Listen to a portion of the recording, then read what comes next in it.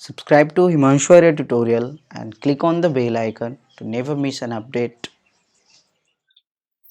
आज की इस वीडियो में हम लोग ट्रांसपोर्टेशन को आगे बढ़ाएंगे और ट्रांसपोर्टेशन का ये लास्ट टॉपिक है, that is transportation in higher plant. Higher plants में डिफरेंट सब्सटेंस का मूवमेंट कहाँ से कहाँ हो रहा है, कैसे हो रहा है, कौन कर रहा है, इन सब चीज़ों को आज देखेंगे और इससे रिलेटेड जो भी क्वेश्चंस होंगे यहाँ डिस्कस करेंगे। क्लियर है ना? तो आज का जो टॉपिक हो गया वो कुछ इस तरीके से हो गया हमारा, transportation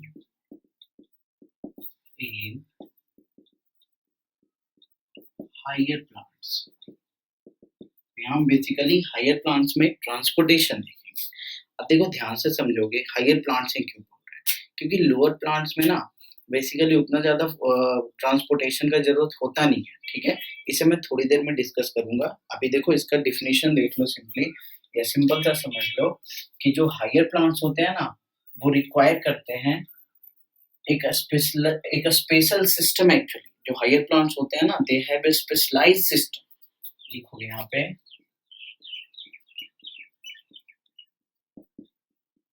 higher plants have well specified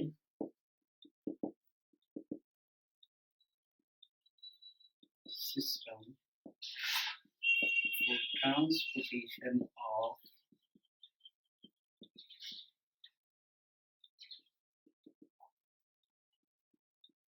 different substances inside the plant body, inside the plant, and it is also known as, it is also known as vascular system। देखोगे तो प्लांट में जो स्पेशलाइज्ड सिस्टम है transportation के लिए, चीजों के movement के लिए, उसे क्या बोला जा रहा है? वैस्कुलर सिस्टम बोला जा रहा है। याद रखोगे इसे। वैस्कुलर सिस्टम में देखो क्या क्या होगा वो समझो, है ना? यानी इट कंसिस्ट ऑफ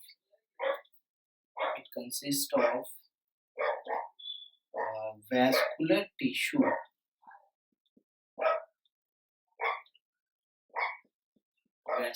अब इस वैस्कुलर टिश्यू में आएगा क्या क्या? तो यहाँ पे देखो दो वैस्कुलर टिश्यू आते हैं। पहला तो आता है हमारा जाइलम और दूसरा आता है हमारा फ्लोएम। तो जो टॉपिक है ना हमारा, इसका जो बेसिक जो है वो इन्हीं जाइलम और फ्लोएम को पहले इंट्रोडक्शन से समझना है, फिर हम इसके फंक्शन को देखेंगे। बस बेसिकली इतना ही पढ़ना है ट्रांसपोर्टेशन में। अब देखो जाइलम फ्लोएम अगर आपको याद हो तो अपने 9th क्लास में पढ़ा था। 9th क्लास में आपने पढ़ा था सेल के बाद आपने पढ़ा होगा दूसरा चैप्टर टिश्यू में ही तो प्लांट टिश्यू थे और प्लांट टिश्यू में ही आया था हमारा जाइलम कॉम्प्लेक्स परमानेंट टिश्यू में। याद करो। तो थोड़ा सा आप क्या करोगे, 9th वाला रिवाइज कर लोगे खुद से, कुछ नहीं एनसीईआरटी बस पढ़ लेना। ठीक है, वैसे मैं यहाँ पे फिर से बता देता हूँ। तो देखो इस जाइलम फ्लोएम को पढ़ेंगे हम एक डिफरेंस करके पढ़ लेंगे। ठीक है ना? तो यहाँ पे मैं इसे इरेज कर देता हूँ, लिख लिया था ना आपने। तो यहाँ पे पहले बेसिक डिफरेंस समझेंगे हम जाइलम फ्लोएम में, फिर हम चीजों का ट्रांसपोर्ट देखेंगे एक एक करके। वहां पे सारा चीज बताऊंगा कि ट्रांसपोर्ट कैसे पॉसिबल हो पाता है। ठीक है ना? तो यहाँ एक सिंपल सा हेडिंग डालना, एक साइड जाइलम लिखो, दूसरे साइड फ्लोएम। पूरा बोर्ड ही कवर करेगा, मैंने इसलिए यहाँ तक लिख दिया है। देखो सबसे पहला पॉइंट, जाइलम में 4 कंपोनेंट्स होते हैं और फ्लोएम में भी 4 कंपोनेंट्स होते हैं, क्योंकि ये कॉम्प्लेक्स परमानेंट टिश्यू है जिसमें different type of tissues present होते हैं, यानी उससे मिलजुल कर ये पूरा एक सिस्टम ही बना होता है, वैस्कुलर सिस्टम, है ना? तो यहाँ लिखोगे इट कंसिस्ट ऑफ, देखो इसमें क्या क्या है ध्यान से देखना। तो सबसे पहले तो है जाइलम पैरेन्काइमा, दूसरा जो है वो है जाइलम जाइलम फाइबर, क्लियर है ना। जाइलम पैरेन्काइमा हो गया, जाइलम फाइबर हो गया। The third one is tracheids, the fourth one is vessels. और ये सभी आपने पढ़ा होगा 9th में, अगर नहीं अगर याद है तो थोड़ा सा रिवाइज कर लोगे 9th वाला, ठीक है ना। मैं यहाँ पे इसे पढ़ा नहीं रहा हूँ। दूसरा पॉइंट देखेंगे, दूसरा क्या है, और देखो मैं इसलिए लिखवा रहा हूँ क्योंकि ये बोर्ड में डायरेक्ट क्वेश्चन आता है, write down difference between xylem and phloem या उसके फंक्शन। दूसरा इसमें लिखोगे इट कंसिस्ट ऑफ, देखो यहाँ क्या क्या है, तो फ्लोएम पैरेन्काइमा हो गया यहाँ पे। तो शुरू के दो ना सेम ही होंगे लगभग, सेम नहीं मतलब नाम एक जैसा है ताकि आपको याद करने में थोड़ा सा आसानी हो, इसलिए मैं बोल रहा हूँ फ्लोएम फाइबर। तीसरा जो हो गया वो हो गया, एक नया हो गया that is sieve tube. Fourth one is companion cell. आ रहा है समझ में। तो यहाँ पे ये चार इधर के एलिमेंट्स हो गए फ्लोएम के, इधर चार जाइलम के एलिमेंट्स हो गए, इसे आपको याद कर लेना है। अब इसमें समझ लेना क्या है, इन चार में अगर हम जाइलम की बात करें तो इन चार में देखो, ध्यान से देखोगे, ये जाइलम पैरेन्काइमा जो है ना, ये लिविंग है, ये डेड है, ये डेड है, ये डेड है। अगर समझ में, मैं इसे लिख ही देता हूँ। ये क्या है तो लिविंग है, बाकी के सब क्या है, डेड है, डेड है और डेड, ये सभी डेड सेल्स होते हैं। इधर अगर बात करें तो देखो, इधर ये फिर से हो गया लिविंग, ये हो गया डेड, और बाकी के जो दो बचे ना ये भी लिविंग होते हैं। दैट मीन्स अगर आप देख रहे हो ध्यान से तो जाइलम में क्या है, सिर्फ एक कंपोनेंट क्या है, लिविंग है, ये जाइलम पैरेन्काइमा, क्लियर है ना। बाकी के सारे क्या है, डेड है। लेकिन फ्लोएम की अगर बात करें तो जस्ट अपोजिट, यहाँ एक कंपोनेंट है जो डेड है, बाकी के सारे लिविंग है, उल्टा हो गया, क्लियर है। तो इस तरीके से आप याद कर लोगे, आ रहा समझ में। अब देखो जो जो मेन कंडक्टिंग एलिमेंट होता है ना फ्लोएम के, वो होता है सीप ट्यूब। लेकिन सीप ट्यूब में एक इम्पॉर्टेंट पॉइंट ये याद रखना है कि सीप ट्यूब में न्यूक्लियस ही नहीं होते हैं। सीप ट्यूब में न्यूक्लियस प्रेजेंट नहीं होते हैं, दे आर एन्यूक्लिएटेड सेल्स। तो इसीलिए सीप ट्यूब जो होते हैं ना वो कंपेनियन सेल के साथ अटैचमेंट में होते हैं, और कंपेनियन सेल के पास न्यूक्लियस है, सब कुछ है, और कंपेनियन सेल का जो न्यूक्लियस है ना वो इसके एक्टिविटी को कंट्रोल करता है। आ रहा है समझ में। तो यानी कि इनडायरेक्टली बोला जाए तो कंपेनियन सेल हेल्प करता है ट्रांसपोर्टेशन या ट्रांसलोकेशन, जो भी है मैं उसे अभी समझा रहा हूँ, ठीक है ना। और लेकिन मेन कंडक्टिंग एलिमेंट कौन है तो सीप। अगर यहाँ बात करें तो ट्रैकिड्स और वेसल्स हो जाएंगे मेन कंडक्टिंग एलिमेंट। तो ये पॉइंट क्लियर हो गया सबको, आगे बढ़ते हैं। तो यहाँ पे लिख लिया ना, आप चाहते तो इसे पॉइंट बना के भी लिख सकते हो, यहाँ लिख सकते हो only xylem parenchyma is living, rest are dead. यहाँ उल्टा करके लिख लो, only phloem fibre is dead, rest क्या है तो लिविंग, रेस्ट आर लिविंग। ये पॉइंट हो गया ना, मैंने यहीं पे समझा दिया था, बस यहाँ पे साइड से लिख दिया, ठीक है। नेक्स्ट पॉइंट और इम्पोर्टेंट पॉइंट, ठीक है, तो ध्यान से देखना यहाँ पे। It helps in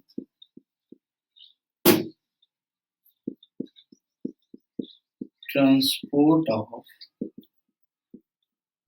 water and mineral.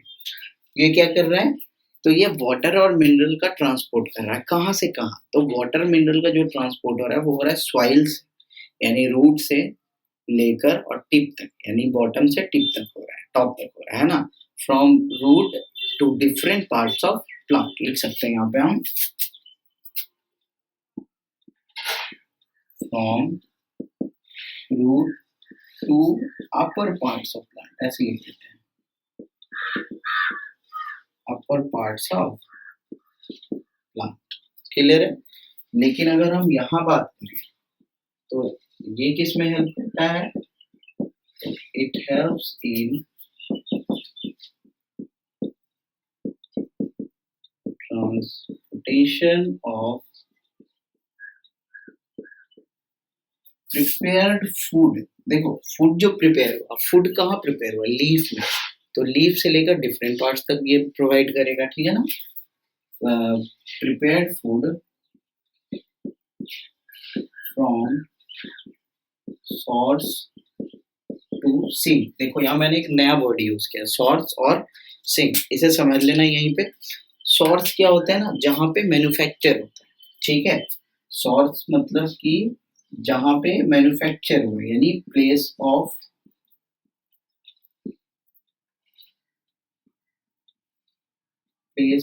Manufacturing, ठीक है ना? जहाँ पे मैन्युफैक्चर हुआ। और सिंक का मतलब हो जाएगा प्लेस ऑफ यूटिलाइजेशन, जहाँ पे इसका यूज होना है, जहाँ पे यूज होना है उसे सिंक बोलेंगे, और जहाँ पे ये बना है उसको क्या बोलेंगे? सोर्स। तो ये क्या हो गया? Transportation of prepared food from source to sink. अब देखो यहीं पे एक पॉइंट और समझ लेना कि ये देखो है तो ट्रांसपोर्टेशन ही, लेकिन यहाँ स्पेशली प्रिपेयर्ड फूड का ट्रांसपोर्टेशन हो रहा है। इसे बस एक अलग से नाम दे देते हैं हम, इसे हम ट्रांसलोकेशन के नाम से जानते हैं, which is also known as, यही लिख देता हूँ मैं, दिख रहा आपको? which is also known as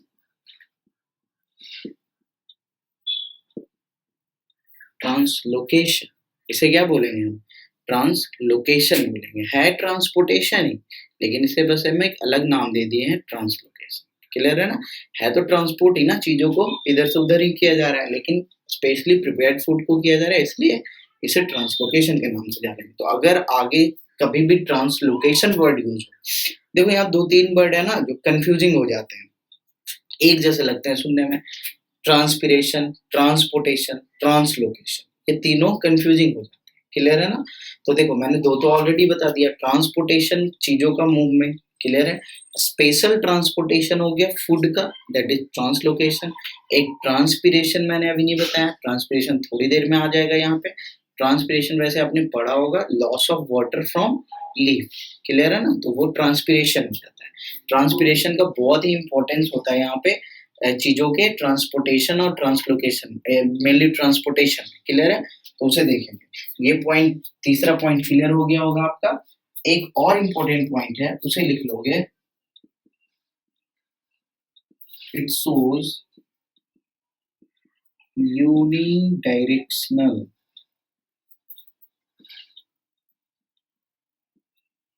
it shows unidirectional.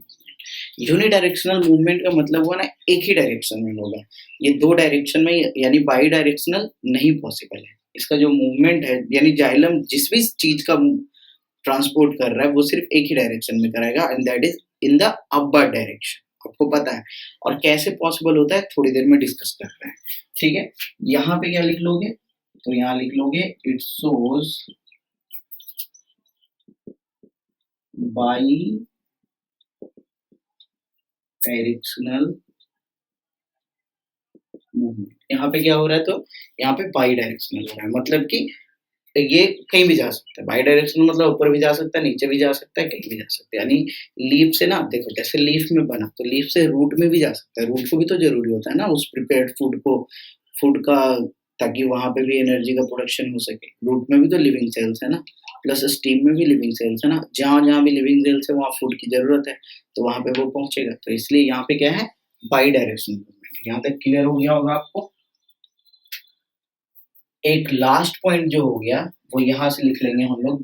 जो मेन कंडक्टिंग एलिमेंट है ना, वो यहाँ पे ट्रैकिट्स और वेसल है, और यहाँ पे जो मेन कंडक्टिंग एलिमेंट है ना, वो कौन है? तो सीप ट्यूब है। लेकिन इसको हेल्प कौन करता है? तो कंपेनियन सेल इसको हेल्प करता है। तो सिंपल सा लिख लेंगे। चलो जगह है, थोड़ा सा लिख लेते हैं।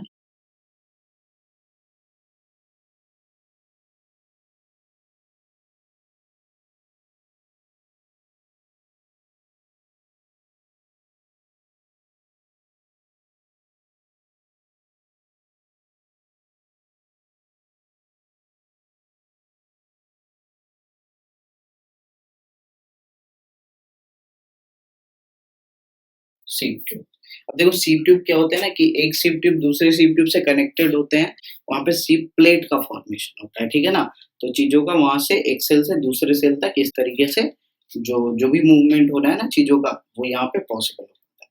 तो ये बेसिक डिफरेंस है जाइलम फ्लोएम में। अगर आपसे पूछा, यहाँ देखो 5 पॉइंट्स हैं, 5 नंबर से ज़्यादा का पूछेगा भी नहीं, ठीक है? तो इतने पॉइंट्स चिपका देने हैं, ठीक है? इसे याद कर लेना आपको। वैसे याद हो भी गया होगा लगभग, ठीक है ना?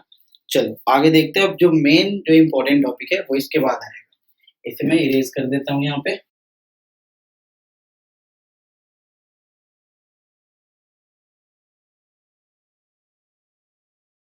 तो हमने यहाँ इंट्रोडक्शन देख लिया चीज़ों का।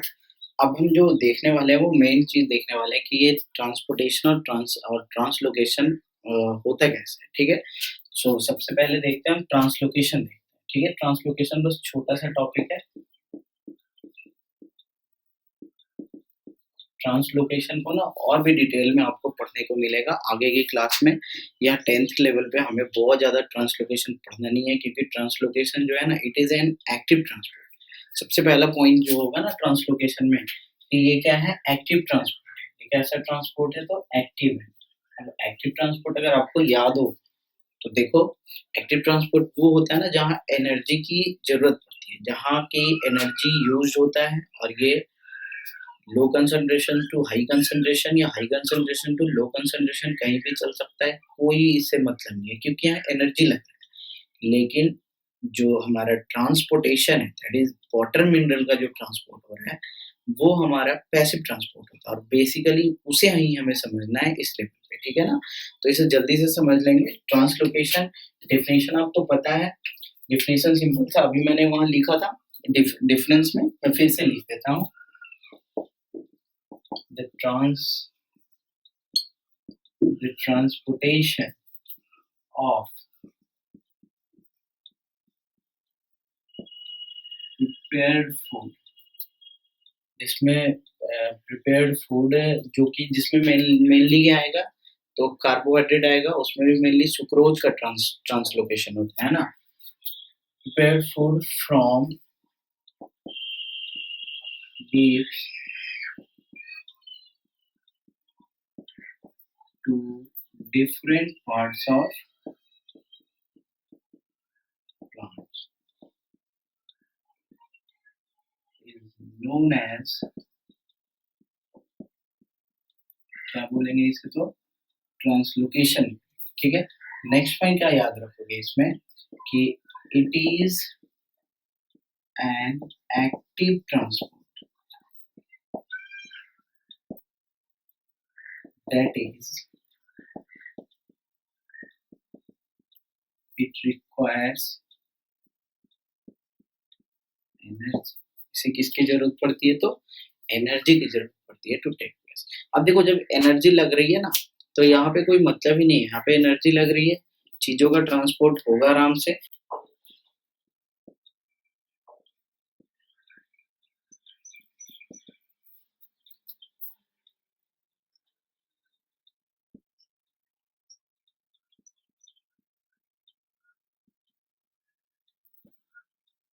are translocated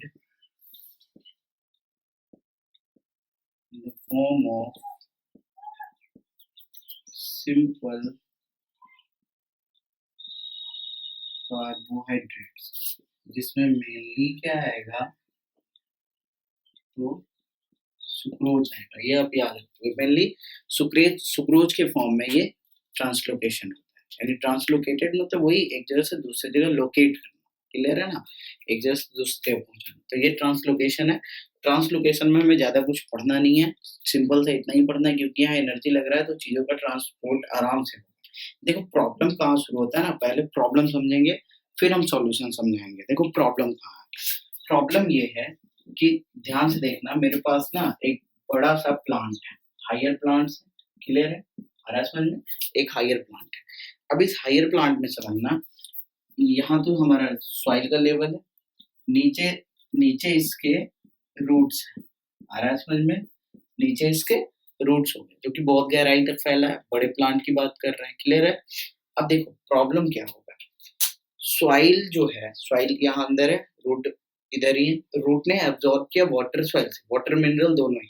अब इसे पहुंचाना है देखो यहाँ तक, टॉप तक, इधर इधर है ना, पूरे लीफ तक पहुंचाना है, क्योंकि लीफ को ही ना चाहिए वो वाटर मिनरल, ताकि बेसिकली वाटर, ताकि वहां पे फोटोसिंथेसिस हो सके, चाहिए तो उसे, क्योंकि वाटर एक ही तो रिएक्शन में आता है। यहाँ पे आप याद करो, फोटोसिंथेसिस के रिएक्शन में वाटर आता है CO2 plus H2O, that gives C6H12O6 plus 6O, oxygen निकलता है। और आपने फोटोसिंथेसिस बहुत ही अच्छे से पढ़ रखा है, ठीक है। अब देखो प्रॉब्लम क्या होगा, यहाँ मैं एक पॉइंट बोलूंगा कि जो ट्रांसपोर्टेशन है ना वाटर मिनरल का, वो करवा कौन रहा है, जाइलम, ठीक है। जाइलम मतलब जो इनर जो वुड होता है उसी को हम जाइलम बोलते हैं। अब देखो, it is a passive transport. अब देखो यहीं से सारा प्रॉब्लम शुरू हुआ। मैंने जैसे ही ये लाइन बोला कि जो ट्रांसपोर्टेशन है वाटर मिनरल का, जो जाइलम कर रहा है, वो एक पैसिव ट्रांसपोर्ट है। तो यहाँ से आपके दिमाग में सबसे पहला क्वेश्चन आना चाहिए कि सर ये पैसिव ट्रांसपोर्ट है कैसे। वाटर को देखो नीचे से ऊपर जाना है, यानी ग्रेविटी के अगेंस्ट, ध्यान से समझोगे, ग्रेविटी के अगेंस्ट वाटर को नीचे से ऊपर तक पहुंचना है। तो इसमें बिना एनर्जी के ये पॉसिबल है कैसे, सोचने वाली बात है ना। यही तो है हमारा प्रॉब्लम। अब इसका सॉल्यूशन देखेंगे आगे के सेक्शन में, ठीक है। अभी मैं इसी का सॉल्यूशन बताऊंगा और इसी के साथ हमारा ट्रांसपोर्टेशन भी खत्म हो जाएगा। तो समझोगे प्रॉब्लम कहाँ से जनरेट हुआ कि वाटर को बिल्कुल सॉइल से, रूट से जाना है टॉप तक, टॉप पार्ट तक, और ये भी अगेंस्ट ग्रेविटी। और अगेंस्ट ग्रेविटी बिना एनर्जी की बात कर रहे हैं, क्योंकि पैसिव ट्रांसपोर्ट बोल रहे हैं, ये तो पॉसिबल ही नहीं है ना। तो इसी चीज को समझना है हमें इस पूरे ट्रांसपोर्टेशन में कि ये कैसे पॉसिबल हो पाता है कि ये एक पैसिव ट्रांसपोर्ट कहलाता है। क्लियर है। तो उसको समझने के लिए एक छोटा सा बेसिक टॉपिक है, और वो है हमारा अगला टॉपिक, उसे समझ लेते हैं, फिर मैं उसे शुरू करता हूँ। और वो है हमारा ट्रांसपीरेशन। बहुत इंपॉर्टेंट टॉपिक है, वैसे आपने पढ़ रखा है, लेकिन यहाँ पे सबसे इम्पोर्टेंट है। यहाँ पे अगर ट्रांसपीरेशन नहीं आएगा ना, तो फिर आगे कुछ प्रोसेस होगा ही नहीं। तो ट्रांसपीरेशन सिंपल सा क्या है, loss of water, loss of water from, clear है। सिंपल से एक लाइन में मैंने इसका डिफिनेशन लिख दिया, loss of water from plant is called transpiration. From plant यहाँ पे लिख लो ना, mainly from the leaves of plant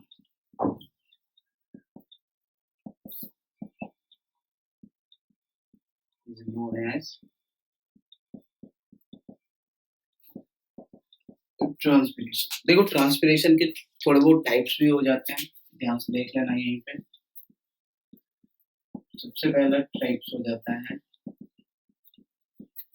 lenticular transpiration.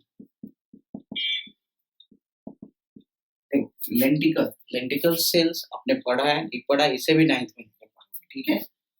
दूसरा देखो क्या होता है, क्यूटिकुलर ट्रांसपीरेशन। क्यूटिकल्स होते हैं, क्यूटिकल सेल आपने पढ़ा होगा। तीसरा जो होता है वो होता है हमारा स्टोमेटल ट्रांसपीरेशन।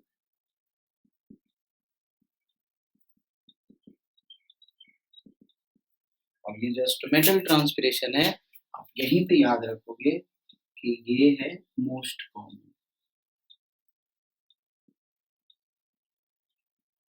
ये क्या है, तो मोस्ट कॉमन। मोस्ट कॉमन कौन सा ट्रांसपीरेशन होता है, तो स्टोमेटल ट्रांसपीरेशन। तो जो स्टोमेटा के थ्रू होता है, और स्टोमेटा प्रेजेंट कहाँ होता है, लीव्स में, इसलिए मैंने यहाँ पे भी लिखा था mainly from the leaves of plant. So this is transpiration.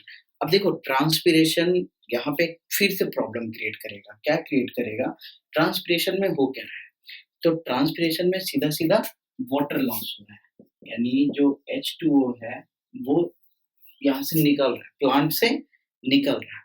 अब देखो प्लांट H2O निकाल क्यों रहा है, सबसे पहला क्वेश्चन तो ये है, क्या ये खुद से निकाल रहा है या जबरदस्ती निकल रहा है, क्या इसका इच्छा है वाटर को बाहर निकालने का। तो अगर थोड़ा सा देखे ना, तो इसका इच्छा नहीं होगा। पहले समझोगे, क्वेश्चन को समझोगे मेरा, यहाँ बिल्कुल ध्यान से सुनते रहोगे। देखो मैं एक रिएक्शन लिखता हूँ, वही 6CO2 plus 6H2O, sunlight, chlorophyll, C6H12O6 plus 6O2। देखो बस इस पे फोकस करो। ये एक रिक्वायरमेंट है फोटोसिंथेसिस का, फिर इसे क्यों निकाल रहा है प्लांट बाहर? सबसे बड़ा क्वेश्चन है ना, सबसे पहला क्वेश्चन, सबसे इम्पोर्टेंट क्वेश्चन। ये तो जरूरत है ना इसका, फिर इसे बाहर निकाल ही क्यों रहा है? इसे तो और मतलब क्या बोल रहा है, स्टोर करके रखना चाहिए, है ना, ताकि यूज कर सके, लेकिन यहाँ निकाल क्यों रहा है? तो देखो निकालने से फायदा क्या है वो समझो।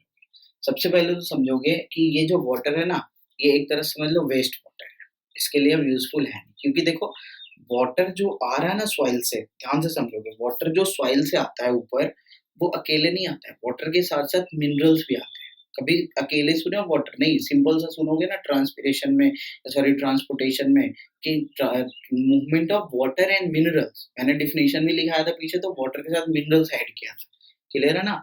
तो यहाँ पे क्या हो रहा है, वाटर और मिनरल्स दोनों का क्या हो रहा है, अपवर्ड मूवमेंट, यानी वाटर अकेले तो आ नहीं रहा है, साथ ही साथ मिनरल्स को भी ला रहा है। देखो सॉइल से जो मिनरल्स आ रहा है ना, आपने पढ़ा होगा मैक्रोन्यूट्रिएंट्स, माइक्रोन्यूट्रिएंट्स, तो वो सब जो आते हैं ना, वो सब क्या करते हैं, फिर दूसरे टाइप के न्यूट्रिएंट्स को बनाने में हेल्प करता है। जैसे अगर बात करें प्रोटीन कैसे बनता है प्लांट में, तो जो नाइट्रोजन जाता है ना सॉइल से, तो नाइट्रोजन की हेल्प से प्रोटीन बनता है। आगे के रिएक्शंस चलते हैं वहाँ पे, बहुत ही कॉम्प्लिकेटेड रिएक्शंस होते हैं, वो सब हमें नहीं पढ़ना है, ठीक है? तो देखो, या फिर इसे मैं एक लाइन में कहूँ ना, तो इस तरीके से कि प्लांट ने बनाया, देखो कार्बोहाइड्रेट यानी ग्लूकोज, ठीक है?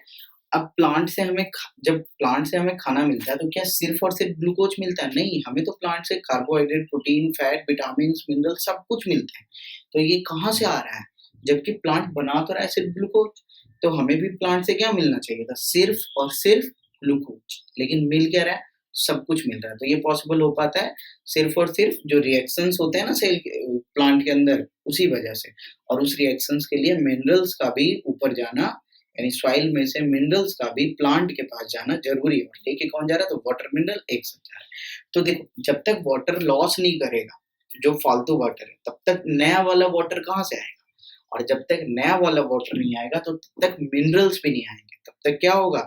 मिनरल्स भी नहीं आएंगे, और मिनरल्स को आना भी जरूरी है। आ रहा समझ में?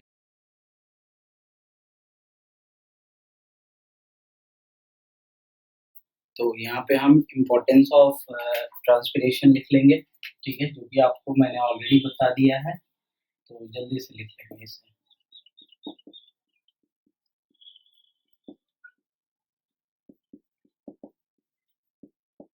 Importance of transpiration. देखो अभी अभी मैंने बताया ट्रांसपिरेशन से हो क्या रहा है।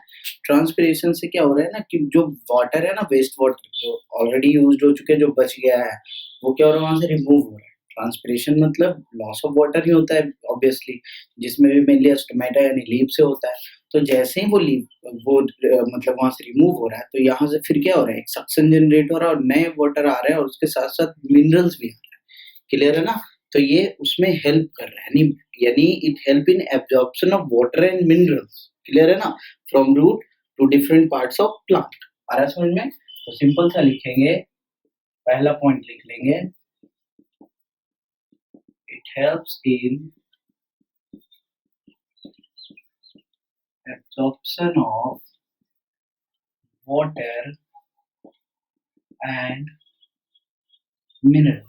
अब देखो यहाँ पे एक चीज ध्यान दोगे, वाटर और मिनरल जो होते हैं ना, इनको अगर हम एक साथ देखें ना, तो इसको हम सैप भी बोलते हैं, ठीक है? तो अब से अगर मैं सैप जहाँ पे लिख दूं, आप समझना वाटर मिनरल को एक साथ में बोल रहा हूँ, क्लियर है? वैसे और भी चीजें इसमें होते हैं, लेकिन बेसिकली वो वाटर मिनरल के ही कैटेगरी में आता है, क्लियर है ना? तो क्या हो गया, it help in absorption of water and minerals from soil and enriching it to different parts of plant। फिर क्या होगा, ये प्लांट के डिफरेंट मतलब बॉडी पार्ट्स तक पहुंचेगा। आ रहा समझ में? तो ये हो गया इम्पोर्टेंस। एक और इम्पोर्टेंस यहाँ बनता है ट्रांसपिरेशन का, वो भी लिख लेंगे, और वो इम्पोर्टेंस क्या है, it helps in maintenance of temperature of plant plant body के टेम्परेचर को भी मेंटेन करता है। देखो कैसे, याद करो, अगर हम अपनी बात करें, इंसान की बात करें, तो क्या होता है, स्वेटिंग होता है। स्वेटिंग मीन्स पसीना चलता है, तो पसीना चलने से क्या होता है, हमारे बॉडी के जो अंदर जो टेम्परेचर रिक्वायर्ड है, वो टेम्परेचर को मेंटेन किया जाता है इसके हेल्प से। क्लियर है ना? तो वैसे ही यहाँ पे भी अगर वाटर लॉस हो रहा है, दैट मीन्स अंदर के टेम्परेचर को एक रिक्वायर्ड, एक ऑप्टिमम टेम्परेचर पे रखा जा रहा है, ताकि अंदर के जो भी मेटाबॉलिक रिएक्शंस है वो सही तरीके से हो सके। तो ये आपने समझ लिया। अब इसके बाद देखेंगे हम most important topic, that is mechanism of transportation, कि ट्रांसपोर्टेशन हो कैसा है। अभी तक हम देख रहे थे ट्रांसपोर्टेशन क्या है, ट्रांसलोकेशन क्या है, ट्रांसपिरेशन क्या है, ये तीन चीज आपने समझ लिया। अब हम देखेंगे मैकेनिज्म, देखेंगे जो कि सबसे इम्पोर्टेंट है। तो ध्यान से देखोगे, अगला जो टॉपिक है हमारा वो क्या है, तो अगला टॉपिक है हमारा मैकेनिज्म।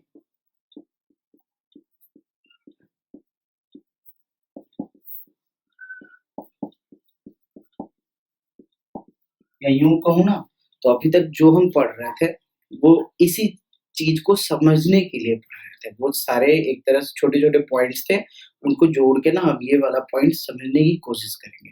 तो मैकेनिज्म ऑफ ट्रांसपोर्टेशन में देखो, स्टेप वाइज यहाँ पे देखेंगे हम। तो यहाँ पे जो सबसे पहला स्टेप देखेंगे ना हम, वो है हमारा रूट प्रेशर। तो सबसे पहला क्या है, रूट प्रेशर है।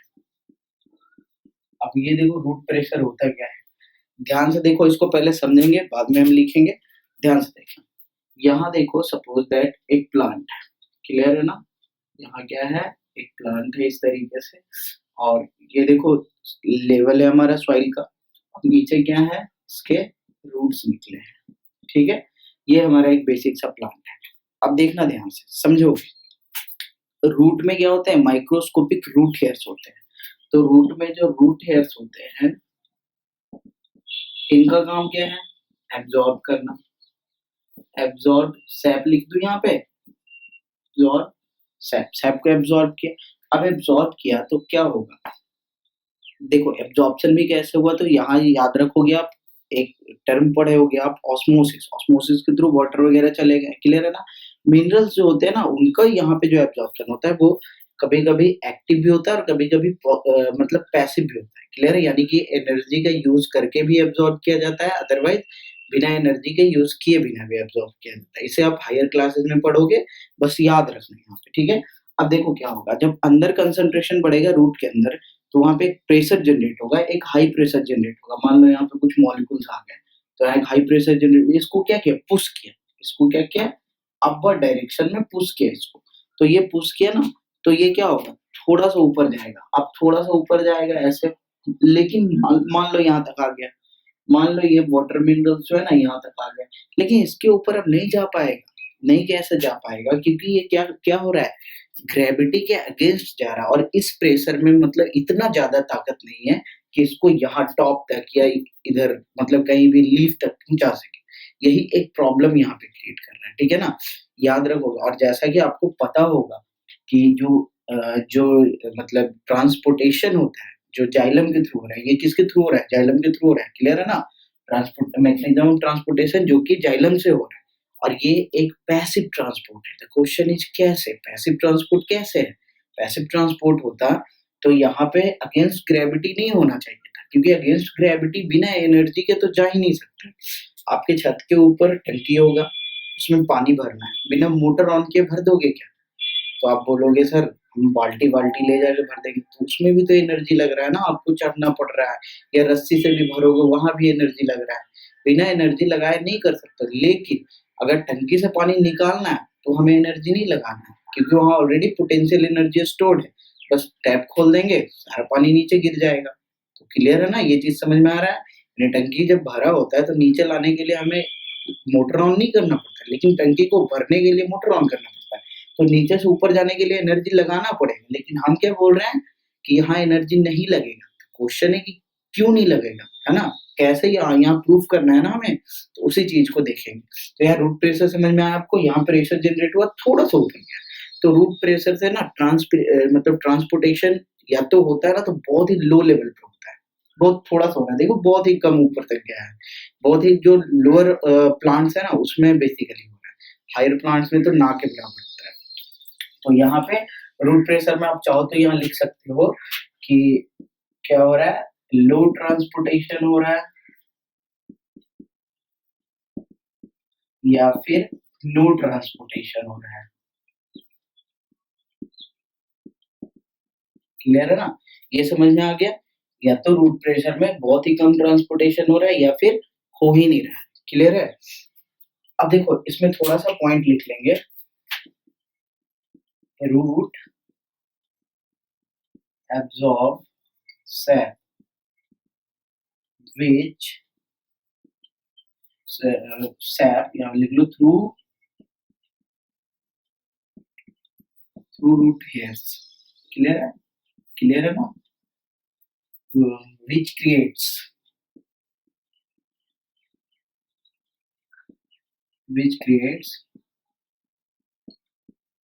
pressure। देखो ग्रेडियंट वर्ड जहाँ आएगा ना वहाँ डिफरेंस समझो, जैसे कंसंट्रेशन ग्रेडियंट था वैसे प्रेशर ग्रेडियंट है, which creates pressure gradients and push the sap in। कहाँ पुश करेगा? तो ऊपर की ओर पुश करेगा, अपवर्ड डायरेक्शन, यानी इसको ऊपर की ओर पुश करेगा। लेकिन यहाँ एक पॉइंट लिखेंगे हम अलग से कि ये जो प्रेशर है ये एनफ नहीं है। ध्यान से देखना, यहाँ पे एक पॉइंट लिखेंगे हम, बट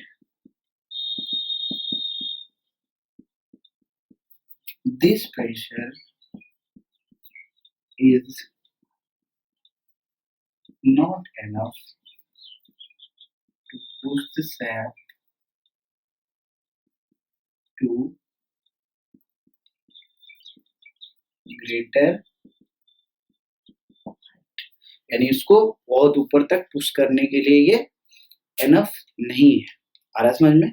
तो ये जब एनफ नहीं है और साथ ही साथ एनर्जी भी नहीं लगाना है, पॉइंट इज कि this is passive transport, energy भी यूज नहीं करना है और ये भी पर्याप्त है नहीं रूट प्रेशर, तो अब कैसे होगा? तो इसके बाद जो आता है हमारा वो दूसरा इंपॉर्टेंट पॉइंट आता है। ये पहला हो गया हमारा रूट प्रेशर, यहीं पे दूसरा देखेंगे और सबसे इंपॉर्टेंट पॉइंट यही है, इसी को समझना है हमें बिल्कुल अच्छे से। दूसरा जो पॉइंट है इंपॉर्टेंट पॉइंट है, नोट करोगे, दूसरा पॉइंट है हमारा और ये है तुम्हारा transpiration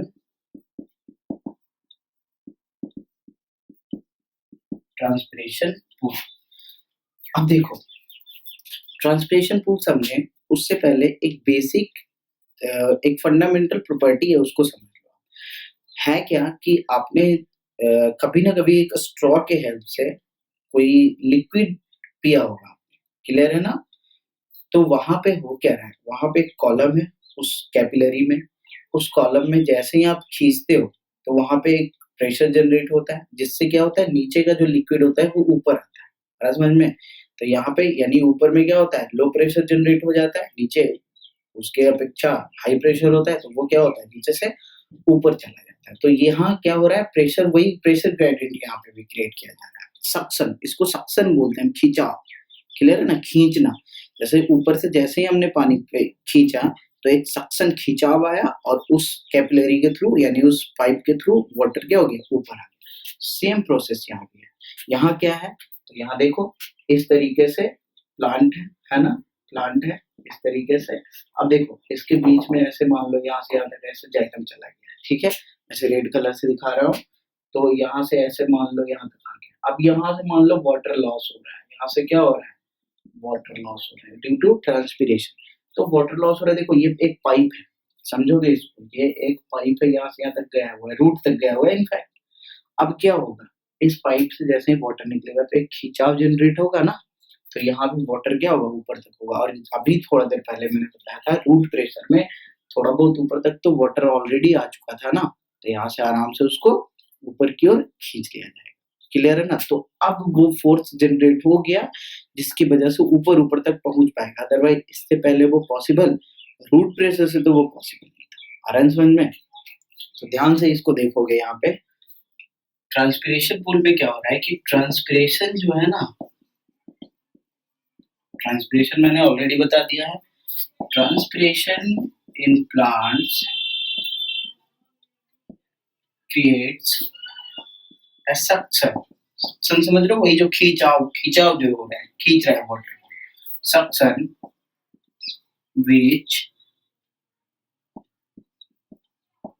which help in movement of sap to greater heights। अब देखो यहाँ भी थोड़ा सा प्रॉब्लम है। प्रॉब्लम क्या है समझोगे? जैसे ये देखो, मान लो एक जाइलम का कैपिलरी है, ठीक है। अब इसमें देखो ऐसे वाटर मिनरल से ढेर सारे आराम समझ में उसके मॉलिक्यूल्स है, ठीक है। अब देखो हो क्या रहा है, इस मॉलिक्यूल में जैसे ही खींच रहा है, अब मान लो कहीं से भी, अगर कहीं से भी ये चैनल ब्रेक हो गया, ये चैनल ब्रेक हो गया तो वहां से फिर क्या होगा, वहां से वो ऊपर नहीं जा पाएगा। तो यानी इसके जो चैनल है उसे ब्रेक नहीं मतलब ब्रेक होने नहीं देना है। अब इसे ब्रेक नहीं होने में हेल्प करता है हमारे पास दो फोर्स। पहला जो फोर्स है, मैं यहीं पे लिख रहा हूँ, पहला जो फोर्स है वो है कोहेसिव फोर्स, और दूसरा जो है वो है एडेसिव फोर्स। ये कोहेसिव एडेसिव होता क्या है, तो यहाँ लिख लोगे कोहेसिव फोर्स जो होता है ना, ये क्या होता है, acts between same molecules, same molecules, clear है। और यहाँ क्या है, तो एक्ट्स बिटवीन, ये बिटवीन लिखा है मैंने, सॉरी यहाँ डिफरेंट हो जाएगा ना, डिफरेंट, ये क्या है, तो डिफरेंट मॉलिक्यूल्स के बीच में एक्ट करेगा। जैसे देखो क्या है, समझो कि मैं कलर का यूज कर रहा हूँ ताकि आपको भी समझ में। अब देखो मान लो ये वाटर मॉलिक्यूल, ये वाटर मॉलिक्यूल है सारे, तो सारे वाटर मॉलिक्यूल एक दूसरे से जुड़े हुए हैं with the help of which force, तो with the help of cohesive force. आ रहा समझ में? लेकिन यहीं पे समझना, यहीं पे समझोगे कि ये वाटर मॉलिक्यूल जो है, ये देखो कैपिलरी से भी तो जुड़ा रहना जरूरी है ना, इसका कैपिलरी से भी जुड़ा रहना जरूरी है। आ रहा समझ में? नहीं तो फिर ये ब्रेक हो जाएगा, क्लियर है। तो यहाँ पे कैपिलरी से जुड़ा हुआ है किस फोर्स के थ्रू, तो ये जो यहाँ पे जो फोर्स जनरेट हो रहा है ये है एडेसिव, और इसके बीच में जो हो रहा है ये है कोहेसिव फोर्स, क्लियर है ना। जो मेम्ब्रेन के पास जो मतलब फोर्स जनरेट हो रहा है मेम्ब्रेन और मॉलिक्यूल के बीच में, वो क्या है, एडेसिव फोर्स, जो उसको बाइंड करके रखे हुए है, ठीक है ना। तो इसके हेल्प से क्या होगा, फाइनली जो हमारा वाटर मिनरल है वो ऊपर की ओर पहुंच जाएगा। अब देखो लास्ट पॉइंट, मैंने इसे बोला था पैसिव ट्रांसपोर्ट, क्या इसमें कहीं भी मैंने एनर्जी का जिक्र किया? बिल्कुल नहीं। देखो मेन जो रीजन है वो है ट्रांसपिरेशन, ट्रांसपिरेशन पुल की वजह से ही सारा चीज हो रहा है। अब ट्रांसपिरेशन पुल की वजह से हो रहा है तो ट्रांसपिरेशन में एनर्जी तो यूज ही नहीं हो रहा है, ट्रांसपिरेशन में बस हो क्या रहा है कि सनलाइट की वजह से क्या हो रहा है, यानी टेम्परेचर की वजह से बेसिकली क्या हो रहा है, वाटर का लॉस हो रहा है प्लांट से, ठीक है ना। और वाटर का जब लॉस हो रहा है तो यहाँ पे क्या होगा, वाटर लॉस की वजह से एक सक्शन जनरेट हो रहा है और जिसकी वजह से चीजें ऊपर की ओर जा रहा है। अब देखो यहाँ एक पॉइंट और समझ लेना, यहीं पे हो क्या रहा है, in movement of sap to greater height, upward movement, clear है ना। यहाँ पे देखो मैं लिख रहा हूँ the upward movement of sap, the upward movement of sap due to